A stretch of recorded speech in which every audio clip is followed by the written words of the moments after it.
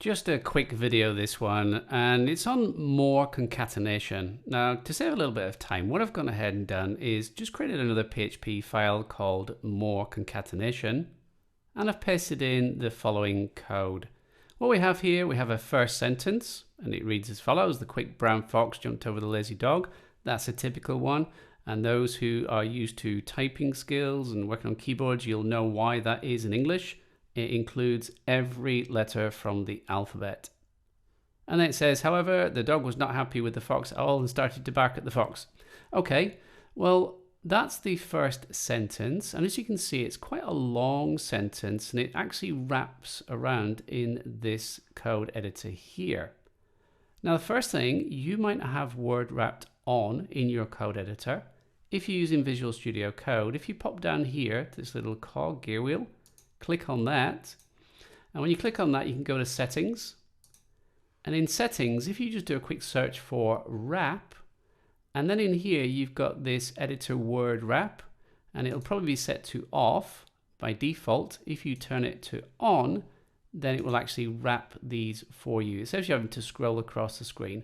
That's if you haven't got a big monitor. I'm recording on quite a small screen here just to get a good resolution for you. So I've put word wrap on in this particular file here. Now, the second way I could structure this sentence, and I've done this as a second sentence, is I've started off the sentence here, the quick brown fox. Notice I have a space here, finish with my semicolon, and then I'm putting second sentence again, but I'm using dot equals. Now that dot equals means that this part will be added to this part. So it's just concatenation. And again, I've done it with this third part and then the fourth part. I'm echoing out the first sentence, echoing out a break, echoing a second sentence. So we can go across to the browser and we'll go into that file. Let's get rid of that one, go back to the directory, and there we go, more concatenation, click on there. And there we have the two sentences. They both look exactly the same. Now here's a quick question for you. What would happen if I didn't put that period or full stop in there? If I did that, what do you think would happen?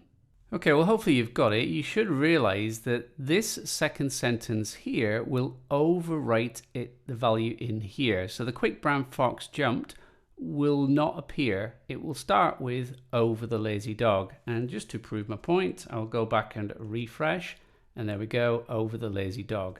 So you must remember to put those periods or dot equals in there if you are going to concatenate in this way. Now you might be thinking, well, this is a very strange way to do it. Why wouldn't I not just write out this full sentence like that? Well, later in the course, you might come across instances where we have to do something like this. We might be adding values into an array or adding them into a variable at some point.